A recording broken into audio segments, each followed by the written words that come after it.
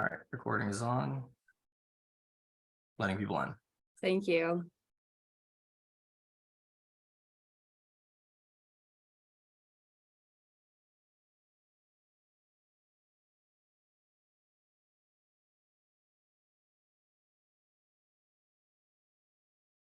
Thank you so much for joining us today. My name is Marissa, and I'm a member of the training and support team here at Hawks.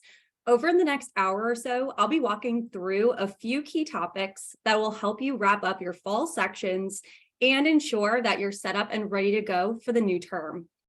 As I'm walking through an overview of how to get your sections ready, I invite you to log on into your Teach account and follow along live so that by the end of our hour together, you're ready to get the semester started. Before we get started, I wanted to mention a few quick logistical reminders. My colleague Shriver is here monitoring the session. So as you're walking through the section setup process with me, if you have any questions, please feel free to just enter those into the chat box directly at the bottom of the screen below. Also, hang on one second for me. If you are interested in meeting with a member of our team one-on-one to get help with something specific, please feel free to raise your hand using the reactions button in the bottom center of Zoom, and we can get you into a breakout room with one of our trainers. We're also raffling off 10 $50 Amazon gift cards. To enter for a chance to win, please click the link in the chat and fill out the survey. We'll notify the winner via email following the event. Lastly, I'll be going through the following topics over the next hour. The first being best practices to wrap up your fall section and prepare your course for the new term. Secondly, customizing your curriculum. Also creating a new assignment and a few key reports to focus on in the spring. If you happen to leave in the middle of the session to speak with someone in a breakout room, we will be repeating the same presentation every hour on the hour today. So feel free to just jump on back in later if you need. And with that said, I'm going to go ahead and share my screen here. Shriver, would you mind sharing the option to share screen here, please? Absolutely. Sorry about that. Thank you. No worries. 1 second.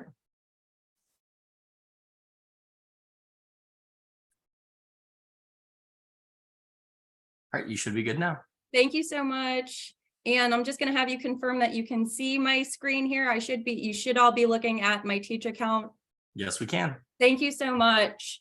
So when you log on into your Teach account, and feel free to log on in and follow along as I'm going through here today, you'll land here on our instructor dashboard page. So if you teach with multiple titles, you'll see them all here for you on this landing page.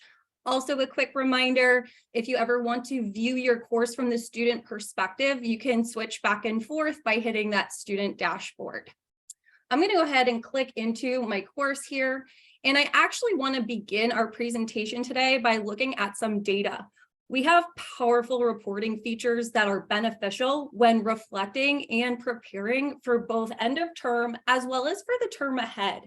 Our assignment reviewer allows for you to get a big picture of your student performance and activity within your course. And it also allows you to zero in on a per assignment and per question basis. So it really does give you a lot of insight on how your students are doing within the assignments themselves. In order to access my assignment reviewer and this data, I'm going to head into our reports tab here. And although, as you can see, we have a lot of reports here, the four most commonly used ones are located right here at the top for your convenience. I'm going to enter into my assignment reviewer. When I enter on in, I have the option of pulling this data from lessons and web tests. So I can get the same data I'm about to go through for lessons for web tests as well. On this landing page, right off the bat, I see the submission status for each lesson that I have assigned over the course of the semester. Below this graph here, I see each individual assignment that I have assigned to my students for my course. The green denotes that amount of students submitted, mastered, and on time. The yellow denotes that those students had submitted mastered but past the due date. And the orange denotes that those are outstanding assignments. Those students have yet to certify those lessons. As I scroll on down here, I get more logistics and information about the lessons themselves. I can see the assignment names, how many students have certified out of how many, and the average amount of time my students collectively had spent in the learn, practice, and certify. To get more information on how students' activity and performance was within the lesson itself, I can click on that lesson, and I'm going to see more student-specific information. As you can see, my roster populates. Whether or not they've mastered this lesson also is denoted here. If I click on that arrow to the right of the score, I can even filter those students who have not mastered directly to the top. I might want to zero in on those students in particular so I can best support them. I can see if and when the students have completed the assignment, as well as the due date, the amount of attempts students have had within this certification, along with the breakdown of how much time each student spent in the learn mode, practice mode, and certify. This could be really helpful so that I can guide students to adopt more constructive habits that will lead to greater success. I can also click on a student's name directly, and that'll populate each review attempt that the student had made. I can see the logistics that Eric had made for each 4 attempts he's made in this particular assignment. I can see the status that he had not mastered them, the amount of time he spent in them, when it was last accessed, and I can even review any and all of these attempts as well. By selecting that review attempt, I can see each question and answer as he input into this lesson.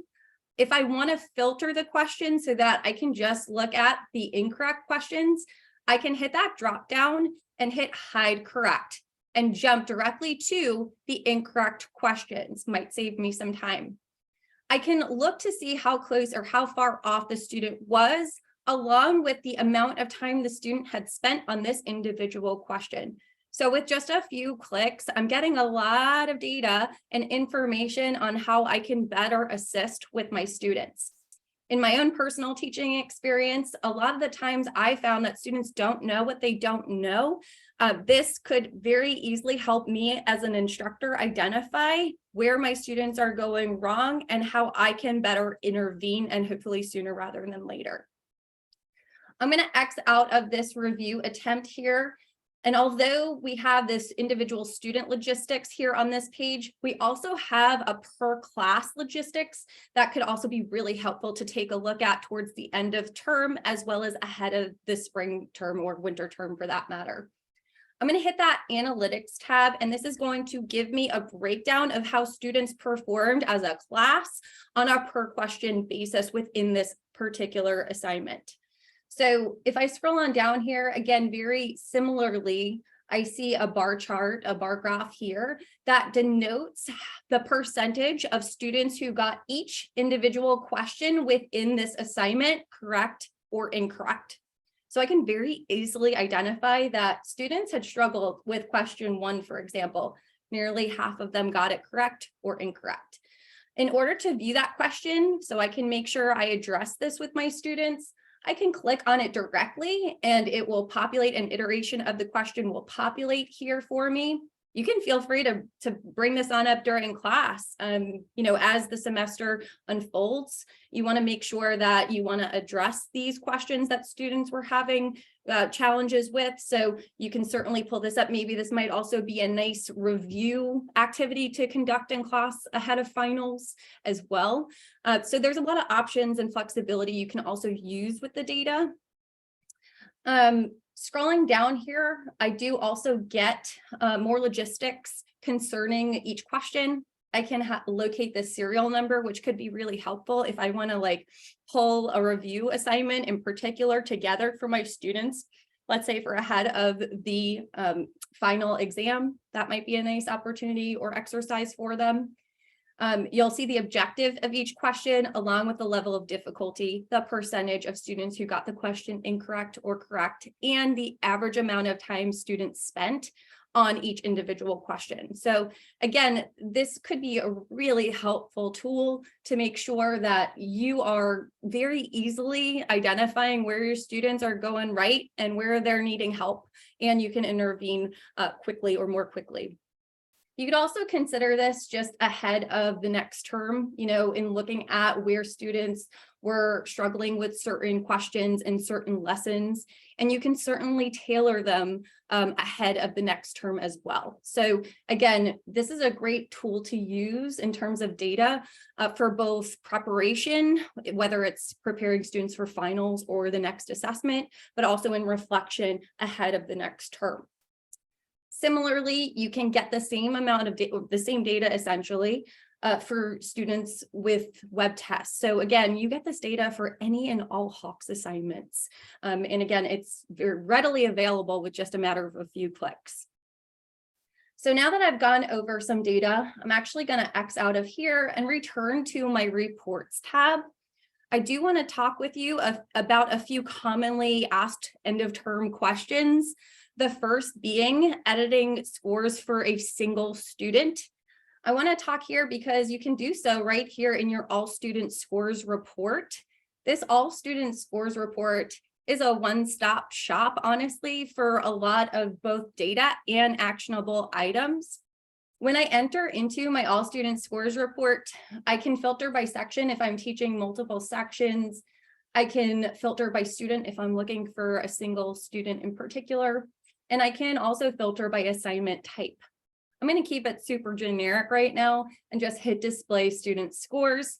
When I hit display student scores, you'll see my roster populate along with the final grades and each assignment group and assignment group weight breakdown. I'm going to click the green plus sign to the right of the assignment group I want to take a closer look at, and that's going to populate a graphical overview of my student submission status. So again, you're going to see my lessons that I've assigned over the course of the semester right here. Each icon denoting the submission status for each individual student. The green means that students certified that lesson in on time. The yellow denotes that student certified but past the due date. The orange means that that is an outstanding assignment. They have yet to complete it. That blue square just denotes that that is to be due. That end date hasn't passed. If you ever forget what the icons mean, that show legend in the right-hand corner provides you with a key, so no worries there. Now, in order to edit an individual student score or due date, you can simply just click on the icon for the assignment that you want to edit for the individual student, and you'll see you have the option to edit score, edit due date, or review the assignment, okay? So you can do either of those actions right here within the all student scores report. You can also click directly on a student name. You might want to go to your all student scores report to see overall how your class is doing in terms of performance and activity, but you could also zero in on a specific student, because by clicking on that name, you're going to be taken to the detailed student grade report, which will really give a breakdown of all assignments, the status of the assignments, the grades associated with those assignments right there for that individual student that you want to maybe zero in on. That actions button will also allow you to edit score, edit due date, or review assignment. Likewise, for web tests, you also have that option to edit score, review assignment, or update student settings. The update student settings allows you to, let's say a student needs to take a web test on an alternative date. You can certainly set that up right here by using that updated student settings. Or if a student needs extended time, that's also another example of a way you can utilize that update student settings. So now that I've gone over that report, another commonly end of term question we get is how to allow students to take a final exam after the section end date. I'm actually going to head on into our tools tab and manage sections. So when you enter into your managed sections, you'll see any section that you've ever created on this landing page, along with any logistics that you've incorporated for each individual section. That includes meeting times, start dates, end dates, the time of day lessons are due, whether or not it's visible to students or visible or if it's visible within the gradebook. If you integrate with an LMS system, we integrate with Canvas, Moodle, D2L Brightspace, and Blackboard. You'll see that link there if that section is still linked. But going back to that initial question of how to allow students to take a final exam after the end date, you can simply click on that section and you can extend that section end date, first option. You can also uncheck that second option under the section end date, which would allow students to take a web test after that date. So those are your two options. You can either simply extend your section end date by clicking that calendar icon and extending it until the date by which students would be taking that final, or you can uncheck that second option, which would allow students to submit a web test following that section end date. Another commonly asked question that I wanted to make sure I addressed was how to, assist students with incompletes.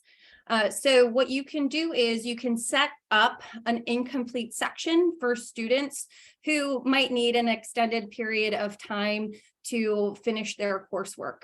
So you can do that by going to Manage Sections and hit Add New Section. You would want to use your course copy tool to copy over all assignments for that student to finish completing, or students to finish completing. That course copy tool should be on the right-hand side or perhaps right below in that gray box for you. And you just hit that drop down and select the section by which you're going to want to have all assignments and templates copied over for that student.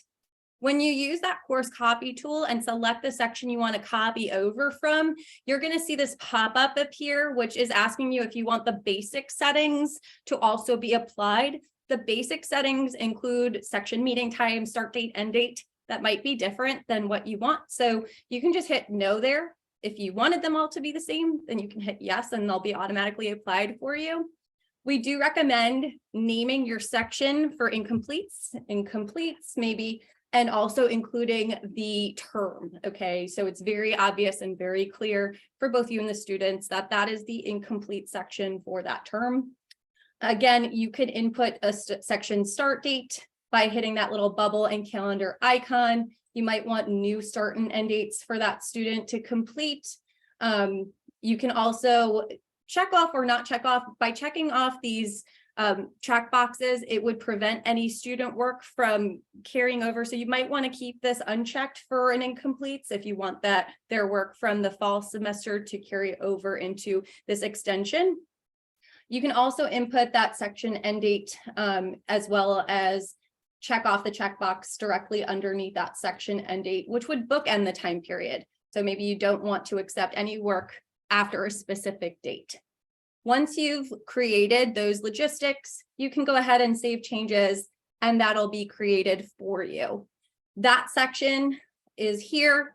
The last piece is really to just make sure you transfer your student from that fall section to this incomplete fall section. And you can do that by going to Tools, Manage Students.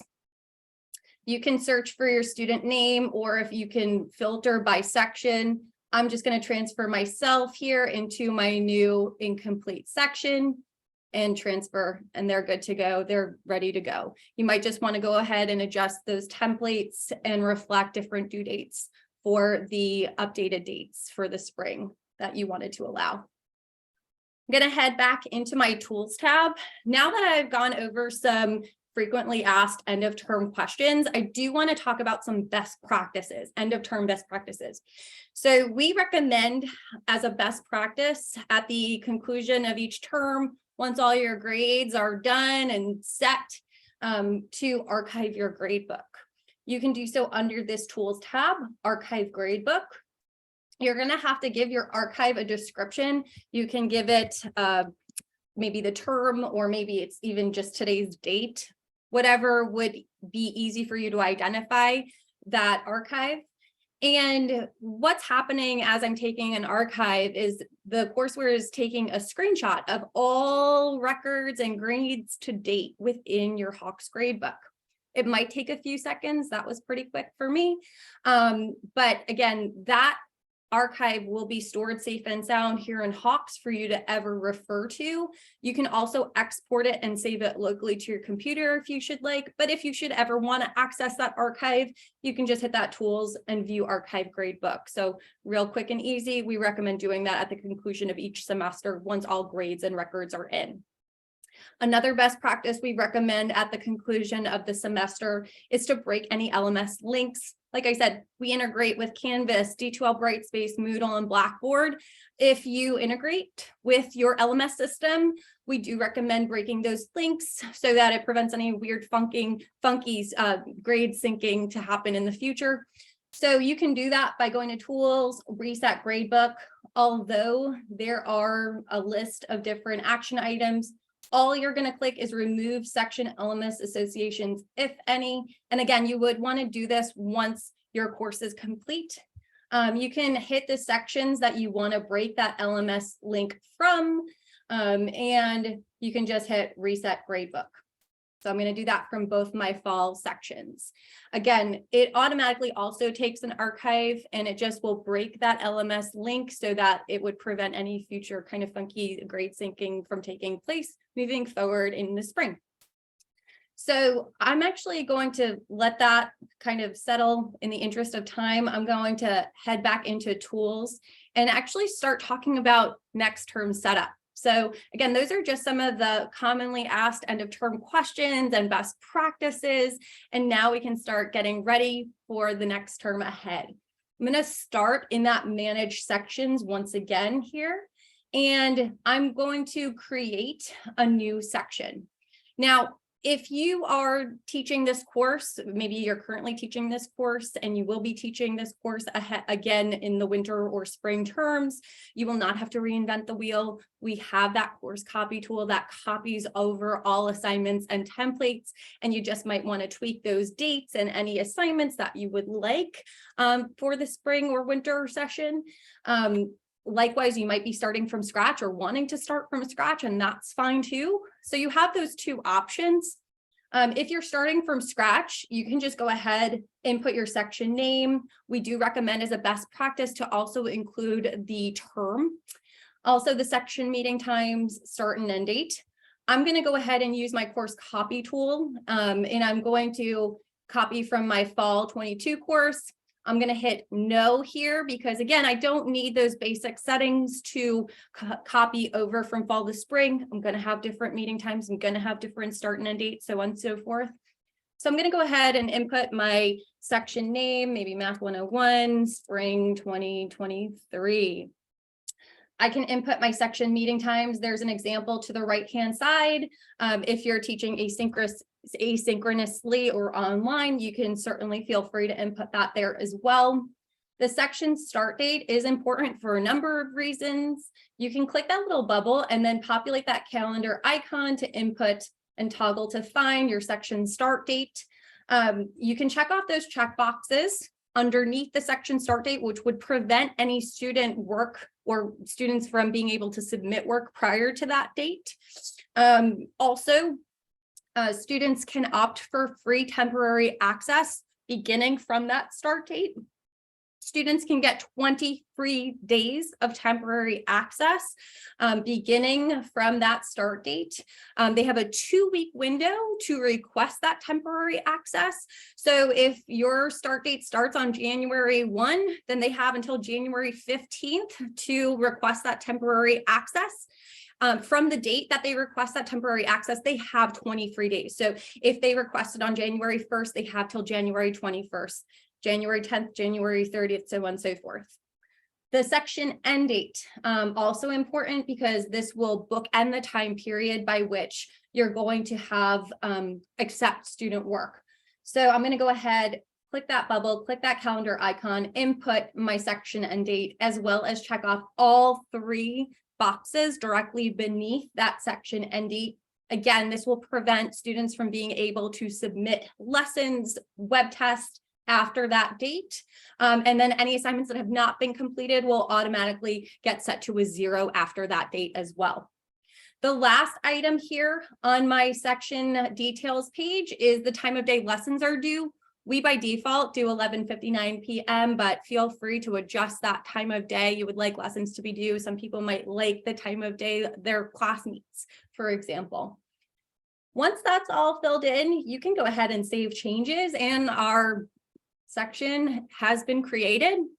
One other kind of wrap up quick item I like to do personally is to hide any old sections from both students as well as from within the gradebook so that I can just focus on the current section that I'm going to be working with. So in order to do that, all you have to do is click on the checkbox to the left of the name that I would like to have hidden within the gradebook and hit hide sections. This pop-up is going to appear, which is going to ask you if you want to hide it from the gradebook or hide from students.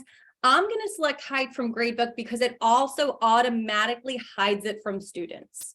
Now, although I have it hidden within the gradebook, they will always live right here. So if I ever want to make them visible within the gradebook for whatever reason, I could just come on back in here in Tools Manage Sections and click on that checkbox and hit Show Section. So it's not gone forever, just gone from, where I need to focus throughout the semester.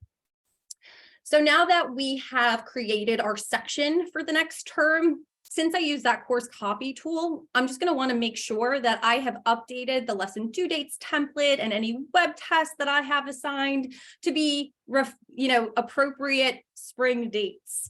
And if you're starting from scratch, that's fine too. You're still going to want to create your lesson due date template to assign appropriate dates for the lessons you want to have assigned to your course, and so on and so forth. So I'm going to actually head into my assignments tab to begin updating those due dates. So actually under the assignments tab, we do have probably the most commonly used action items here, conveniently located for you: the lesson due dates template, the curriculum, and web tests. I'm going to head into my lesson due date template. As you can see, I have that spring 23 term here, that section that I've created, and I have that fall 22 lesson due date template that was copied over for me. Now, if you're starting from scratch, you'll have a no due date template assigned. And that's perfectly fine. All you have to do is click on the section name, and that'll open up the lesson due date template, and you can just get to work at, assigning those lessons and inputting due dates. I'm going to actually want to make a copy of this fall template and just push those due dates ahead to be appropriate spring dates. So I'm going to do so by going to my Manage by Template. And that's going to open up any and all lesson due date templates that I have available. I'm going to click on the one I want to make a copy of, scroll on up, hit copy. Once that refreshes, I'll see the copy denoted of that lesson due date template that I just wanted and created. I'm going to click on that template, and it's going to open on it for me. First thing I'm going to want to do is rename it so that it's very easily identifiable. I'm going to click rename and then click into the text box. I like to put the term here so that it's very obvious which lesson due date template I am working with here. In order to shift due dates in bulk, I can use my Shift Multiple Due Dates tool here with 3 quick, easy steps. I can shift due dates from fall to spring in the same pace and order that I had laid out for my spring course. So that's step 1. I'm going to click that calendar icon and click that little arrow until it won't let me anymore. And I'm going to select, that means that my first due date from that fall lesson due date template was September 6th. So I'm going to select that first due date from the fall template. And then I'm going to step 2, hit that calendar icon and select my new spring due date that I would like for it to shift to. So I'm going to pick a January date. It's going to let me know that these due dates will all shift. I'm going to hit go, and all of them will shift in bulk. Okay, as you can see, they are now spring appropriate dates. We do recommend as a best practice to make sure you spot check You can spot check by selecting the calendar icon to the right of the due date of each assignment that you have assigned. To populate that calendar icon, sometimes vacations and breaks fall differently from fall to spring. So that's why we recommend that you spot check, make sure it falls on the day of the week that you want it to fall, so on and so forth. Just also keep in mind that any lesson that has a due date will automatically be assigned and visible on the student side. Any lesson that does not have a due date, so for example, that 1.1 and 1.2, they don't have a due date. They are not assigned and will not be visible for students. Also, just note real quick that as the semester ensues, and let's say you need to make changes overall for your course in terms of due dates, you can just always come on back in here and adjust the due date for the entire class. So in order to adjust the due date in the future for the entire class, you can click into your lesson due date template and just adjust the date that you want it to be. I'm going to hit save changes real quick. A couple of other features here. You can hit show additional options. If you should want to assign a lesson and not give it a due date, you can do so by selecting that checkbox under that assign column. You can also give visible on dates for students. So, let's say you have 30 lessons that you're going to have assigned over the course of the semester, and you don't necessarily want all 30 to be visible to students at the onset. Maybe you want the first 10 to be visible for the first month and the next 10 the next month. You can certainly input a visible on date the same way that you would do so with a lesson due date. You can just simply click that calendar icon and input the due date that you would simply like for that lesson to be visible for students. I'm going to hit save changes here. You can also, just a quick note, set any lesson as a prerequisite for another lesson or a web test. So that's also something to keep in mind. Now that I've adjusted my due dates for the spring term, I'm going to hit copy to another section and make sure that it is applied to my spring section. Hit save changes, and that's done. That's good to go. Next item of business, I want to make sure that I update if I copied over my templates from that fall section to my spring section, is I want to make sure any web tests that got copied over have appropriate spring dates. So I'm going to click that assignments tab, click into web tests. When you click into web tests, you're going to have any and all of the web tests you've ever created here. And mind you, even though this is called web tests, it's really any assignment or assessment you want. You can create a quiz, you can create a midterm, a final, a review, a classroom assignment. It's really flexible. Notice I have all of my tests that I have created, as well as folders for easy organization. I'm going to actually click view by section though, just so that I can see the web tests that are currently copied over and assigned to my spring section. So when I view by section, the sections that I am working with will appear here. I can click that little black arrow drop down, and that'll show me that these are all assigned to this current spring term section. In order to make sure that those dates are appropriate, or I need to update those dates, I can just click on that little checkbox to the left of my name. That's going to populate the general settings. I'm going to click on that general settings, and all of those tests and quizzes that I saw were assigned to this section will populate for me along with their general settings. So I can see these all look like fall dates. You can do a couple of things. You can adjust these start and end dates, and as well as any other general settings in bulk by hitting that show button. You will want to make sure you have updated that start date. I'm just going to input a January date and an end date of maybe an April date. I'm going to input any times if the times need any adjustment, and then the end date and time rather, if that needs any adjustment, and any other sort of features that I want to make sure are adjusted as well. If I want to password protect or input a test link, you can even allow multiple attempts of any and all web tests. And if you do allow multiple attempts, you can decide on which score you are willing to accept whether it's the average score, best score, first score, or last score. You can also assign an assignment group for your web test. So if it's a quiz or if it's a test, you can certainly assign it so that it's categorized correctly and calculated correctly. You are able to make any web test a bonus assignment if you should like, as well as have an automatic late penalty applied. So if you want to allow late submissions, you can also implement a late penalty as well. I'm just going to adjust spring dates real quick here and apply them to all. Since they're quizzes and tests, I don't necessarily want to in bulk make those changes up here. So I can make any other changes I want down here. Maybe I want a password protect my first quiz, so on and so forth. Maybe allow a late submission for my quiz, for example. I can go ahead and save those changes, and those changes will be applied as I can see. You can also feel free to adjust the dates further. I just wanted to, in the interest of time, to just show you how you could do that individually.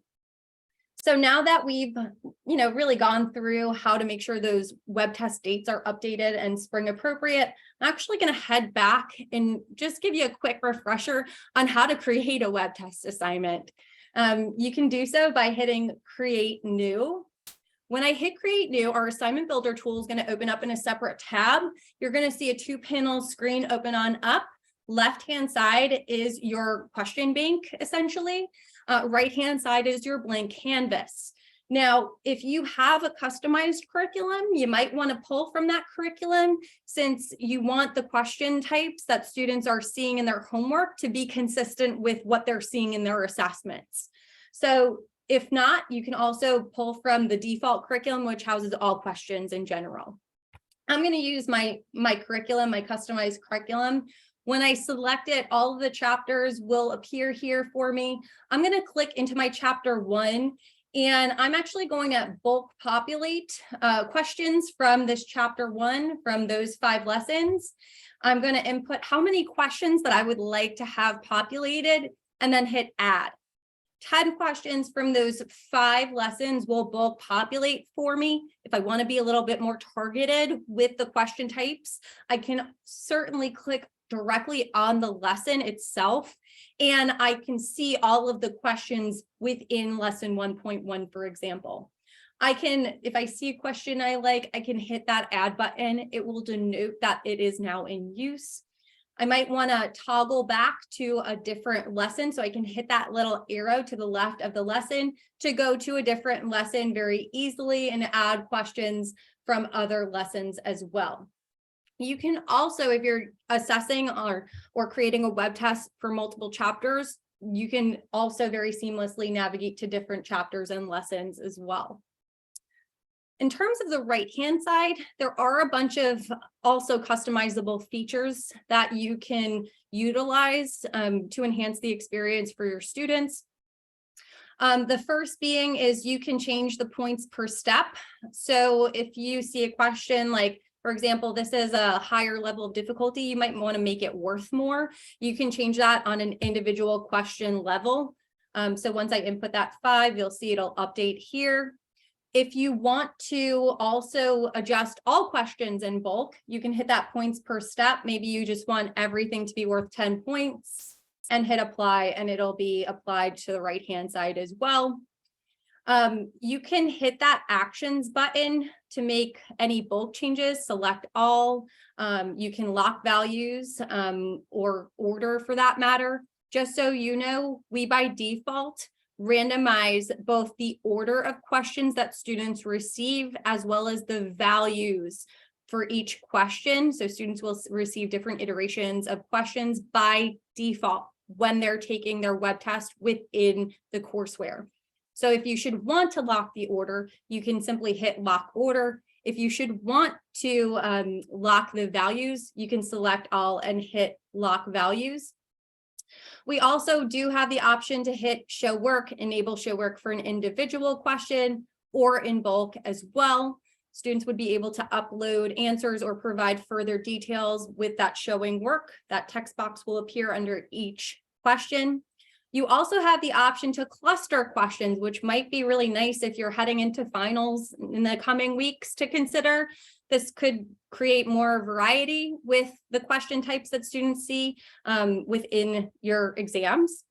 But basically, by clustering questions, you would group questions in a few questions together, cluster them, and then students would randomly receive one of the questions within that cluster or from that group of questions. Now, once you're done editing and modifying as you need, you can go ahead and save changes. I'm just going to put today's date so I can easily identify it. Once that's saved, you have a few options when it comes to administering the test. If you want to give this web test via paper pencil, you can hit that export to doc, which is a really nice feature because it provides some flexibility for you. You can export the questions only, the questions and answers. That might be a nice option for review activity, for example, or questions and answer key. I always remind my instructors that answer key will be on the last page or last 2 pages of that document, so be careful when Xeroxing. You can also choose to export different versions of this web test. So if you want to export 5 different versions, it will automatically export to 5 different Microsoft Word documents and 5 different versions, which is nice. You just simply hit OK and that'll show up in your downloads. You can also hit that assign button directly from within the assignment builder tool, but I'm actually going to head back into my web test landing page, refresh my test list real quick, and identify my web test. Again, you can go ahead and input that general settings or go ahead and assign that test to my spring section. So in the top right-hand corner, you can hit that assign button. And what the courseware is saying is you want to assign that test to this spring section. Okay. Bottom of the screen is that assign button, and it will automatically assign to that spring section. Likewise, if you should want to unassign that test, you can do the same process. You can select that test, hit assign, hit the section you want to unassign it from, and hit that unassign button at the bottom. Okay, so now that we've kind of talked about lesson due dates, adjusting them, adding them, we've talked about web tests, both adjusting those due dates to be appropriate spring dates, as well as creating a new assignment. I do want to talk with you about our curriculum. So going back to that assignments tab, that curriculum option feature, if you copied over your curriculum from that fall section, for example, then you might see a template already here. If you are starting from scratch, you might just see no template assigned. So in order to modify or create one, you can just click on your section name here. At the very top are global settings here, and these global settings are designed to enhance your student experience within the courseware itself. So I do want to make mention of a few highlighted options in these global settings. So the first being is to require practice. So each lesson comes with a 3-step recommended learning path, that learn, practice, and certify. Students might feel inclined to just jump to that certify, and that's all well and good if they are competent and can demonstrate that mastery of the material. But if they need a little help, this required practice is a really nice option to consider, because it would really encourage students to utilize that practice feature by literally requiring it. So if you enable this feature, the default is that it would allow students to unsuccessfully attempt certify one time before requiring that they go into that practice mode and complete 80% of those practice questions. But this is completely customizable. So if you want to allow 0 times, or if you want to allow 3 times, you can certainly allow that. You can also adjust the number of questions, the percentage of questions within practice that students need to complete. So if you wanted it to be 90% or 50%, you certainly could. Again, students will just need to attempt. They don't necessarily have to get them correct, but they do need to attempt the percentage of questions that you input in that practice. And again, the practice has all of those learning aids, that tutor button, that step-by-step, that hint. It could easily allow them to go back into that learn mode. So we do want there's no better way of learning than by doing. So we do want to encourage that practice. Another really great feature is that enhanced practice session. It is still in beta, and if you do opt for this feature, it is a double-blind study. Basically, half your students would go into this enhanced practice, and the other half would have this, our traditional practice. Basically, what this enhanced practice does, it uses machine learning and historical data based on student performance and gives students questions in an order that they are ready for, as opposed to just randomized. So again, it's still in beta. We're seeing some great things here with it. I just wanted to make mention of that as well. Also, the Flex Mastery, I think it also really pairs nicely with that required practice. Flex Mastery is nice because it allows students to retry a missed question instantaneously with new values instead of receiving a strike. So it does, if a student made a silly mistake or they see where they went wrong real quick, it does allow them that instant redemption, essentially. Little more flexibility within the courseware, within the homework itself. You can limit it to 1 time, 2 times, or more if you'd like. We do recommend keeping it to 1 or 2 times. If a student keeps getting a question wrong over and over, we want them to get that practice and that adaptive remediation in practice. A couple of other things here. You can allow students to review their certify attempts. We have this by default, I believe. Again, that's really helpful ahead of any higher stakes assessment, in particular, that they're able to review those attempts. You can also allow students to pause and resume certify sessions. This could be helpful for students. We limit it to 3 by default, but you could change that as well. The students have to run a class or go to work, so on and so forth. It's just a nice option to have. As you scroll on down here, you'll see the logistics of each lesson name, how many questions are within the lesson, how many steps, how many strikes students can get. We typically set mastery at about 80%. So depending on how many questions are within each lesson, that level of mastery will adjust accordingly. The question level order, if you want it random, low to high in terms of difficulty, high to low, or serial number, then keep it random. You can also click directly on a lesson, and very similarly to our assignment builder tool, our lesson builder tool is going to open up in a separate tab. Very similarly to our assignment builder tool, it's going to have that 2-panel screen. Left-hand side is that question bank that I could pull questions from. The right-hand side is the default assignment itself.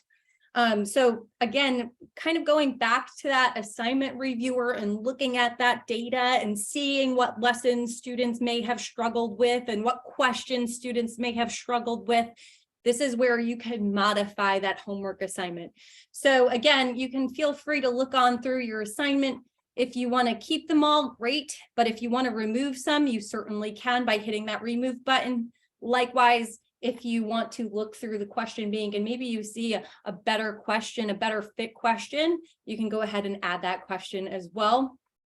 You can also pull questions from different chapters and different lessons. So maybe if this was a later lesson, you might want to throw on a review question or something. So it's completely customizable. Even though there's so much content here created for you, you can take the time to customize it to really make sure that it meets the needs of your students in your course. Couple other things real quick. That little gear icon, if you click on it, you do have the option to export assigned questions. Again, very similarly to our export to doc tool within our assignment builder tool.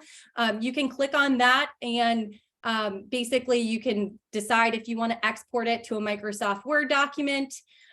You can export questions only, questions and answers, and question and answer key. This is just another way, if you want to have some handy in class, you can certainly do that, or maybe use some to take notes here. So again, just another way you can interact with the courseware, essentially. Also, you have the option to open Learn, so you can customize your Learn screen notes. You can remove pages if they aren't relevant. You can add links or videos to your Learn. So you can really customize the instructional materials that are located within the Learn Screen notes as well to meet the needs of your courses as well. So now that I've gone through the lesson builder tool, do want to check on a few other settings. So I'm going to actually exit out here. And again, just a quick reminder, you can feel free to enter any questions you have into the chat. I'm going to actually go back to our tools tab because I want to show one of my favorite features. Our assignment reminders are great. I taught high school for 10 years, so I wish I had these when I was teaching. Going to your tools tab and communications, you can hit reminders. If you have a reminder template, it will show up here, but it doesn't look like I have utilized one for the fall that copied over for the spring. So I'm just going to create one from scratch here. I'm going to click into my section. I'm going to have to give it a name. Whenever you create a new template within Hawks, it's going to ask you to name that template.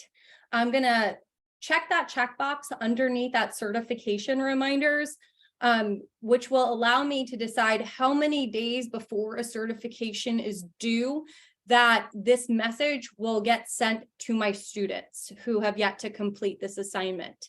So what's nice is students will get this email to the email address that they have associated with Hawks, as well as this message directly within Hawks. It will be auto-populated, so it looks personalized. Your student's first name will be auto-populated, the due date, the lesson name, even your name below will be auto-populated. So it looks like, you know, you're taking the time to reach out to them 2 days ahead of this due date. What's also really nice about this is if a student worked ahead, they wouldn't receive this reminder. So again, it's only going to the students who meet that criteria. You can also adjust the text within the message that they are going to receive. So if you want to maybe remind them of office hours, or maybe you know, a gentle reminder of your late penalty, that might be something to also incorporate in your message. Similarly, you can also send a final reminder. So once a certification is past due, I typically recommend just doing it 1 day past due. And again, students' first name will auto-populate, the due date will auto-populate, the lesson name will auto-populate, your name will auto-populate. Also, just a quick tip, your name will auto-populate as it is in the courseware. So it would default to Marissa Maffei. So if you want to go by Dr. Maffei or Professor Maffei, you can feel free to just change that. Also, you know, you might want to also include your late penalty. So modify accordingly. You can also set up these reminders for web tests, which are great as well. So if you're giving web tests within the courseware, you can set a reminder, you know, X amount of days before a web test ends. Again, it's going to be auto-populated. It looks personalized for students. So once that's created, I'm going to hit save changes. Let's do spring 23. And that's going to be automatically applied to that section. So that auto reminders are done. You know, it's a set it and forget it feature. Big fan of that. Another quick item I'd like to make sure I take a look at are my assignment groups. So going into my grade settings, I can check out my assignment groups and make sure that they're all still up to date because I copied this over from fall to spring. I can adjust them as I need to, so on and so forth. If you are using or teaching with multiple sections, you might want to make sure you're defaulting to the correct section here. Looks like my lessons, quizzes, and tests, as well as their associated weights, are broken down accordingly. If I select that little arrow to the left of each assignment group, I can see and make sure that the assignments that I want to have categorized are categorized correctly. I can also edit this. This is completely customizable. So if I wanted to add a new group, I can hit add new group. I can input that new group name. Maybe I want attendance. I can input the weight of that group. So maybe I want to just have a quick attendance grade, save changes. I'm going to have to adjust the weights for my other assignment groups as well. You can also edit any assignment group. So if I wanted to have that quiz grade also encompass quizzes and projects, I can rename that as well. Save changes, and you are good to go. Again, we do recommend as a best practice to make sure that your assignment groups and weights match your syllabus one-to-one, as well as if you're integrating with an LMS that they match that as well. Another feature I do like to just do a quick check-in on are my late penalties. So clicking on late penalty doesn't look like I had any copy over from that fall course. So I'm just going to go ahead and click on my section name and create a late penalty here. So I'm going to name it late penalty. I'm going to make sure that I denote that it's for spring 23. I have the option of making a fixed late penalty or a graduated late penalty. So a fixed means it doesn't matter if it's a day late, 10 days late, 10 weeks late, it's going to be the same percentage or points off. A graduated penalty means that that penalty will increase in severity the further away from that due date. We typically like the graduated just because it encourages students to get, their work in as close to the due date as possible, but you can certainly do a fixed one as well. If you are using a points-based system versus percentage, you can adjust that right here as well. If you do go with that graduated late penalty, you can adjust the number of graduations to less or to more, depending on what you want your grading scheme to be like. I'm going to keep it at 3 here. So in order to create that late penalty, I'm just going to put 5% for 1 day. Let's go 15% for 2 days, and then 30% for more than 2 days. So anything beyond those 2 days, it's going to be 30% off. I'm just going to hit click save changes, and that'll be automatically applied for me. So now that I've gone through late penalties, I do want to just very quickly go through some other reporting features. Our search by criteria is a great resource to keep a check and keep an eye on student activity, as well as progress, how they're doing, their performance within the class. So going to reports and search by criteria, you can very easily filter whether by grades or by performance and activity within the courseware. So if you're looking for students who might be at risk or for students who are performing outstandingly, you can certainly utilize this report. You can filter by section. You can even save filters. So if you have a specific filter that you would like to have saved, you can certainly do that as well. So I'm just going to click on grades. So I want to filter for students with an overall grade between, let's say, 0 and 80. I can filter that report, and any student that meets that criteria will populate here for me. Okay, and I can send that student a message directly right here from within this report. If I want to filter for students with a certain grade in conjunction with their activity within the courseware, I can certainly do that as well. I can just simply click on, this first option, students who haven't logged in for maybe 5 days, and filter that report. And it looks like Jude meets that criteria as well. So again, this gives you a lot of flexibility. I think this really lends itself nicely to online environment in particular, where you might not be meeting with students daily. You might not be able to see those, physical nonverbal cues from students to make sure that they are doing and kind of comprehending what they need for the course. So definitely something to consider utilizing next term. I'm just going to pause real quick and see if there are any questions in the chat, Shriver.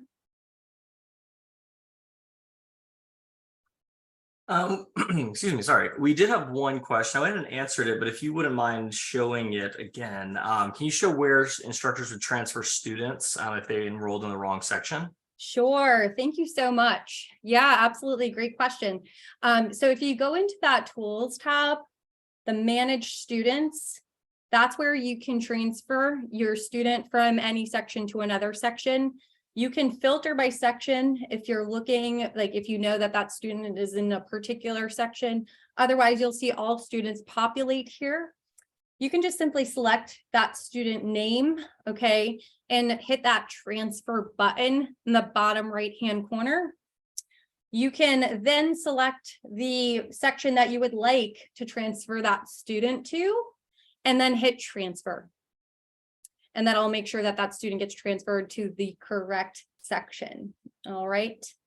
Any other questions in the chat, Shriver?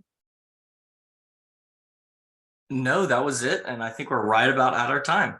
Perfect. Thank you so much. So we are about at the end of our hour block, and it does look like my colleague Erin, who will be leading this presentation next, has joined. Erin will be covering the same topics we just walked through, starting at the top of the hour. So if you happen to have joined in the middle of our session, please feel free to stick around to hear what you missed. One quick reminder, please don't forget to fill out the survey in the chat box to be entered into our Amazon gift card drawing. And please make sure to send a message in the chat if you'd like to speak with anyone one-to-one in a breakout room. Thank you again for joining us and have a wonderful day. All right. Hey, everybody. Thanks so much, Marissa.